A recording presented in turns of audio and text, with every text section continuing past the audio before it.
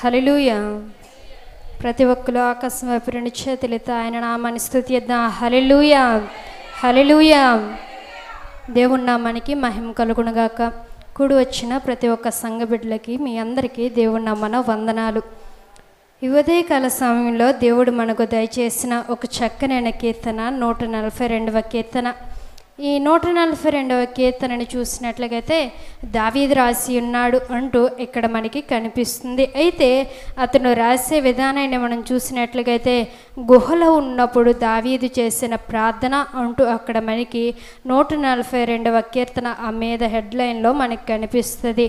అయితే దావీదు ఒంటరిగా ఉన్నప్పుడు గుహలో ఉన్నప్పుడు ఆ గుహలో ఉన్న ప్రతి ఒక్క సంఘటనను గుర్తు చేసుకుంటూ దేవా నేను ఒంటరిగా ఉన్నాను, ఒంటరిగా ఉన్న నా ప్రాణప్రాయంలో నా ప్రార్థన ఒక్కసారి ఆలకించు అంటూ దావీదు భక్తుడు ఆ గుహలో మొరలెడుతున్నారు. అటువంటి సమయంలోనే ఈ 7 వచనాలు రాసి ఉన్నాడు.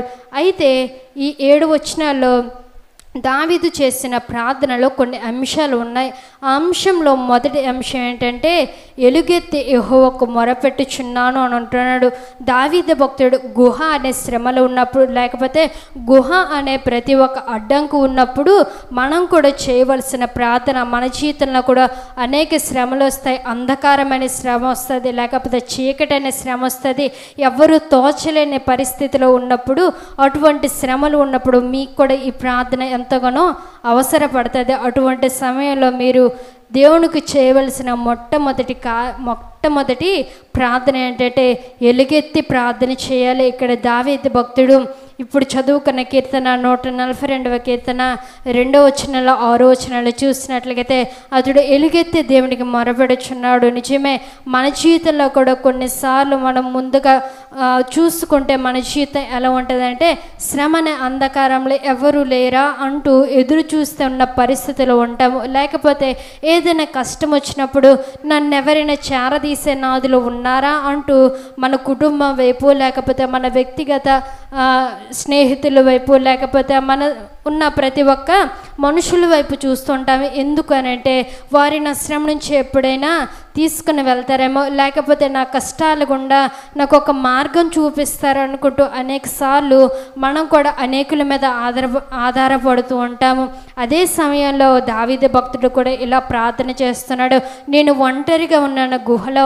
అటువంటి సమయంలో నా రాజ్యంలో ఉన్న ఎవరైనా నన్ను రక్షిస్తారేమో అంటూ వారి మీద ఆధారపడట్లేదు. లేకపోతే నా కుమారులు, నా భార్యలు, నా ఉపపత్నులు అనేక మంది వచ్చి నా గురించి ఎవరైనా ఎదురు చూస్తారేమో, లేకపోతే ఈ గుహలో నుంచి నన్ను ఎవరైనా రక్షిస్తారేమో అంటూ దావీదు ఆధారపడట్లేదు. కానీ ఇక్కడ దేవుని సన్నిధిలో ఎలుగెత్తి మొరపెడుచున్నాడు. అక్కడ ఆ మొరను మనం చూసినట్లయితే 2వ వచనంలో బహు వినయముగా ఆయన సన్నిధి నేను మొరపెట్టుచున్నాను, నాకు కలిగిన బాధ ఆయన సన్నిధిని తెలియజెప్పుకొనిచున్నాను అంటున్నాడు.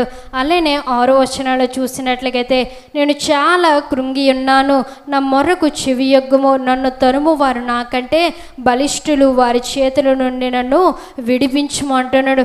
ప్రతి ఒక్క శ్రమ, ప్రతి ఒక్క నింద ఇక్కడ దావీదు భక్తుడు దేవుని సన్నిధిలో మొరపెడుచున్నాడు. ఎలా అంటే బహు వినయముగా దేవుని సన్నిధిలో, దేవా నేను ఏ పాటి వాడిని, అల్పమైన వాడిని అయినప్పటికీ నన్ను ఎన్నుకున్నా అంటూ దావీదు భక్తుడు ఆనాడు ప్రాధేయపడ్డాడేమో. లేకపోతే దేవా నేను ఏ పాటి వాడిని, నేను పాపము చేశాను కదా, అయినా నువ్వు నన్ను శిక్షించక మరలా నన్ను కాపాడుతూనే వస్తున్నావు, నేను ఎంతటి వాడిని అంటూ మరలా దావీదు భక్తుడు ప్రార్థన చేశాడేమో. మనం కూడా మన వినయ పరిస్థితులు ఎలా ప్రార్థన చేస్తున్నామో, మన పరిస్థితులు ఉన్నప్పుడు దేవా నువ్వు నన్ను ఎందుకు నన్ను చేరదీయట్లేదు, లేకపోతే దేవా ఎందుకు నన్ను నీ కళ్ళతో నన్ను చూడట్లేదు అంటూ దేవుని ప్రశ్నించే రీతిలో నీ ప్రార్థన ఉందేమో ఒకసారి జ్ఞాపకం చేసుకో. దేవా నా ప్రార్థనలు ఏదైనా తప్పులుంటే బహు వినయముగా నేను అడగాలి, లేకపోతే ఆ వినయము గలే మనస్సు నా హృదయంలోకి ఒక్కసారి ఆ మనస్సును నాకు దయచేయంటూ దావీదు వలె ప్రార్థన చేద్దామా. అయితే ఈ ఎలుగెత్తి ప్రార్థనలో మొట్టమొదటిగా దావీదు భక్తుడు ఇలా ప్రార్థన చేస్తున్నాడు. అదే కీర్తన మనం చూసినట్లయితే కీర్తన గ్రంథము 3వ అధ్యాయం 4వ వచనంలో ఒక మంచి మాటను తెలియపరుస్తున్నాడు. ఏమిటంటే పరిశుద్ధ పర్వతము నుండి నాకు ఉత్తరం ఇచ్చునుగాక అని అంటున్నాడు. యెహోవాకి మొరపెట్టినప్పుడు దావీదు భక్తుడు ఇలా అనుకుంటున్నాడు, నేను మొరపెడుతున్నాను ఎలా అంటే బహు వినయముగా నా బాధ అంతా చెప్పుకుంటున్నాడు కదా. అటువంటి సమయంలో నా ప్రార్థనకు దేవుడు ఎలా ప్రతిఫలం దయచేస్తాడంటే పరిశుద్ధ పర్వతం నుండి నాకు ఉత్తరం ఇచ్చిన అని అంటున్నాడు. ఇక్కడ అదే దావీదు రాసిన కీర్తన 3వ అధ్యాయము 4వ వచనంలో చూసినట్లయితే ఎలుగెత్తి నేను యెహోవాకు మొరపెడుచున్నాను. ఇప్పుడు మనం చెప్పుకున్నాం కదా, దావీదు భక్తుడు 2:6 వచనంలో తెలియపరుస్తున్న మాట ఏంటంటే నేను వినయముతో కూడిన ప్రార్థన చేస్తూ దేవునికి మొరపెడుచున్నాను. ఎలాంటి ఎలుగెత్తి మొరపెడుచున్నాను. ఆ ఎలుగెత్తి మొరపెట్టినప్పుడు దేవుడు నాకు సహాయం దయచేశాడు. ఎలా అనంటే ఆయన తన పరిశుద్ధ పర్వతము నుండి నాకు ఉత్తరం ఇచ్చును అని అంటారు. నిజమే, మనం కూడా ప్రార్థన చేసినప్పుడు అల్ప విశ్వాసం కాకుండా దేవుడు నా ప్రార్థనకు తప్పకుండా విజయం ఇస్తాడు, లేకపోతే తప్పకుండా నా ప్రార్థనకు ప్రతిఫలం ఇస్తాడు అంటూ ప్రార్థన చేయండి. దేవా ఎంతకాలమైనా నేను ఇంకా ప్రార్థన చేయాలంటూ నువ్వు కూడా మరొక మారు దేవుని ప్రశ్నిస్తున్నావేమో. నా ప్రార్థనకు నేను చేసే ప్రార్థన తప్పకుండా నాకు సమాధానం ఈ సమయంలోనే ఇస్తాడంటూ ఒక పట్టుదలతో దావీదు వల్లే ప్రార్థన చేయండి. అదే విధంగా దావీదు భక్తుడు మరొక ప్రార్థన విజ్ఞాపన చేస్తున్నాడు. ఏంటంటే ప్రభువును బ్రతిమాలుకుంటూ ఉన్నాడంట. ఎలా అంటే కీర్తన గ్రంథము 30వ అధ్యాయము 8వ వచనంలో చూసినట్లయితే దావీదు చేసే ప్రార్థన ఇక్కడ మనకి కనిపిస్తుంది. ఏంటంటే దేవునికి మొరపెడుచు ఉన్నాడు, దేవుణ్ణి బ్రతిమలాడుకొనుచున్నాడు. ఎందుకంటే ఈ లోకపు ఆశలు, ఈ లోకపు ప్రతి ఒక్క అన్ని దావీదు భక్తుడు ఎదుర్కొన్నాడేమో, లేకపోతే వాటి మీద ఆశపడి ఉన్నాడేమో. ఆ ఆశలన్నీ నిరాశలైపోయి దేవుని సన్నిధిలో మరొక మారు బ్రతిమాలుకుంటున్నాడు. ఏంటంటే కీర్తన గ్రంథము 30వ అధ్యాయము 8వ వచనంలో చూస్తున్నాము, యెహోవా నీకే మొరపెట్టి తిని నా ప్రభువును బ్రతిమాలుకొంటిని, నేను గోతిలోనికి దిగిన ఎడల నా ప్రాణము వలన ఏమి లాభము అంటున్నాడు. నిజమే, తన ప్రాణము గోతులు దిగిపోతే ఎటువంటి లాభం కలుగుతుందా అంటే ఎటువంటి లాభము కలగదు. అటువంటి సమయాల గుండెనే ఆ గోతులు దిగిపోతున్నాడేమో దావీదు భక్తుడు. మనం కూడా అనేక పరిస్థితుల గుండా అనేక పనుల విషయంలోన మన జీవితంలో కూడా దేవుని సన్నిధిని మరిచి దేవుని సన్నిధిని విడిచి అదే గోతులు దిగిపోతున్నామో. ఆ గోతులు దిగిన ఎడల మనకి ఎటువంటి ప్రయోజనకరమైన జీవితం లేదు అంటూ ఇక్కడ దావీదు భక్తుడు పలుకుచున్నాడు. నేను గోతిలోనికి దిగిన ఎడల నా ప్రాణమునికి ఏమి లాభము అని అంటున్నాడు. ఇదే మాటను చేతబుట్టుకొని ఈ సమయంలో మనం కూడా ప్రార్థన చేద్దామా? దేవా, నేను కూడా నా పరిస్థితుల గుండా నేను ఎలుగెత్తి నేను ప్రార్థన చేస్తాను అంటూ మరలా దావీదు భక్తుడు ఇంకో ప్రార్థన విజ్ఞాపనని తెలియపరుస్తున్నాడు. ఏమిటి అంటే తన బాధలను తెలియచెప్పుకుంటున్నాడు దేవుని సన్నిధిలో. మనం కూడా కొన్నిసార్లు కష్టం కలిగినప్పుడు కన్నీరు విడిచు, దేవా నా ప్రార్థన ఇదయ్యుందయ్యా, నా విషయం ఇదయ్యుందయ్యా, లేకపోతే నా జీవితం ఎలా ఉందయ్యా అంటూ అనేక సార్లు మనం కూడా ప్రార్థన చేస్తున్న పరిస్థితులు ఎన్నో ఉన్నాయి. అటువంటి పరిస్థితి దావీదు భక్తుడికి కూడా ఇక్కడ ఎదుర్కొన్నాడు. అటువంటి సమయంలో ప్రతి ఒక్క బాధను తెలియచెప్పుకుంటున్నాడు.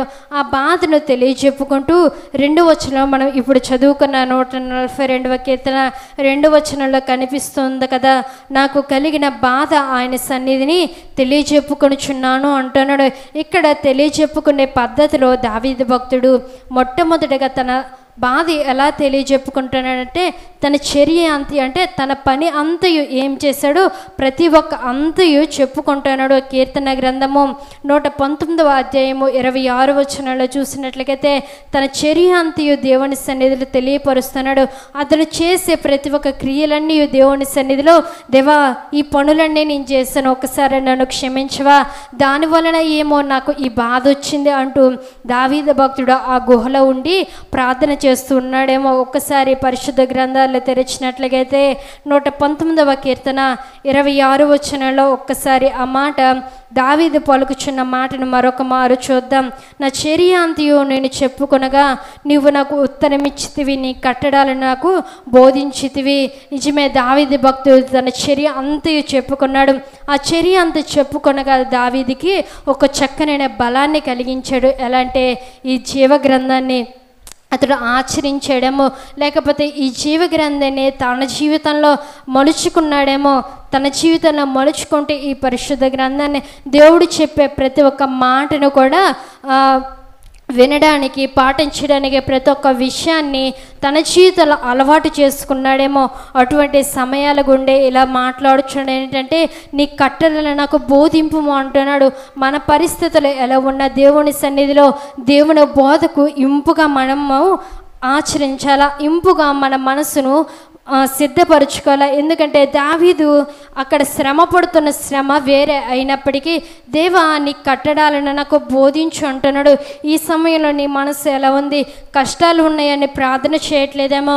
కష్టాల్లో ఉన్నాను, ఇంకేం ప్రార్థన చేస్తాను, దేవుడే ఉంటే నాకు ఎందుకు ఇటువంటి పరిస్థితి అంటూ నీవు అనుకున్నావేమో. కానీ దేవుని సన్నిధిలో మన ప్రతి ఒక్క అడ్డంకులన్నీ దేవుడే తీర్చునుగాక. అలానే మూడవదిగా చూసినట్లయితే ప్రతి ఒక్క విషయంలో దేవుడు దావీదు భక్తుడు ఎలా ప్రార్థన చేస్తున్నాడంటే 3వ అంశంగా బలిష్ఠుల చేతిలో నుండి నన్ను విడిపింపు అని అంటున్నాడు.